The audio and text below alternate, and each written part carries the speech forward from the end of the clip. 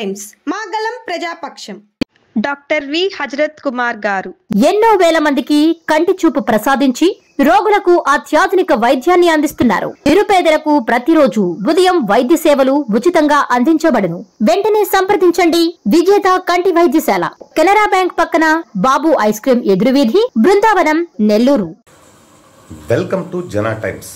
ఈ నెల్లూరు నగరానికి ఏమైంది? ఇటీవల చూస్తున్న కొన్ని దృశ్యాలైతేనేమి, కొన్ని సంఘటనలైతేనేమి, రాజకీయ రాక్షస క్రీడ, రాయలసీమ వాసన నెల్లూరు జిల్లాకు తగులుతుందా అంటే తగులుతా ఉందనే మనం ఖచ్చితంగా చెప్పుకోవచ్చు. అంటే ఇటీవల జరిగిన కొన్ని పరిణామాల వల్ల. అవేంటంటే నల్లపరెడ్డి ప్రసన్న కుమార్ రెడ్డి ఇంటిపై దాడి అయితేనేమి, మొన్న జరిగిన ఉదయగిరిలో ఒక బావాబావమర్దుల ఆర్థిక లావాదేవీల్లో ఒక హత్య అయితేనేమి,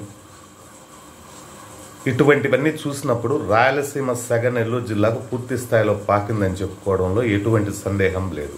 అంటే ప్రశాంత్ రెడ్డి గారు, కోవూరు ప్రసన్న కుమార్ రెడ్డి గారు మధ్యన రేగిన వివాదం, అదే ఆయన ప్రసన్న కుమార్ రెడ్డి గారు కొన్ని మాటలు అనుచితమైన వ్యాఖ్యలు చేయడం, అది చాలా వరకు తప్పు అని చెప్పి ప్రతి ఒక్కరూ ఖండిస్తారు, మనం కూడా ఖండిద్దాం. కానీ దానికి కక్షపూరితంగా ఆ విధంగా ఒక కుటుంబం పైన ఎంతో సాన్నిహిత్య సంబంధం ఉన్న ప్రశాంత్ రెడ్డి గారికి, ప్రసన్న కుమార్ రెడ్డి గారికి దగ్గర బంధుత్వం కూడా ఉంది.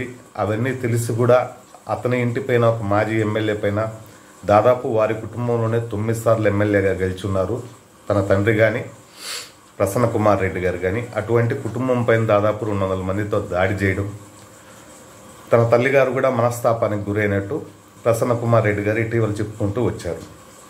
ఇదే క్రమంలోనే ఉదయగిరిలో కూడా బావాబావమర్దుల ఆర్థిక లావాదేవీల వల్ల ఒక ఆల్ఖైరా ఫంక్షన్ హాల్లో అతన్ని నరికి చంపేసిన విషయం అందరికీ తెలిసిన విషయం. ఇటువంటి వాతావరణం నెల్లూరు జిల్లాకు ఎప్పుడూ లేదు. ఇటువంటి వాతావరణం ఏర్పడతా ఉంది. ఇకనైనా కూడా ఇటు దాడులు కానీ, ఇటు హత్యలు కానీ నెల్లూరు జిల్లాలో పోలీస్ శాఖ గట్టి చర్యలు తీసుకోకపోతే నెల్లూరు జిల్లా ఎంతో ప్రశాంతమైన జిల్లా, అటువంటి జిల్లా కూడా కక్షపూరితమైన జిల్లాగా తయారయ్యేందుకు అవకాశాలు ఉన్నాయని చెప్పి చాలా మంది మేధావులు భావిస్తూ ఉన్నారు.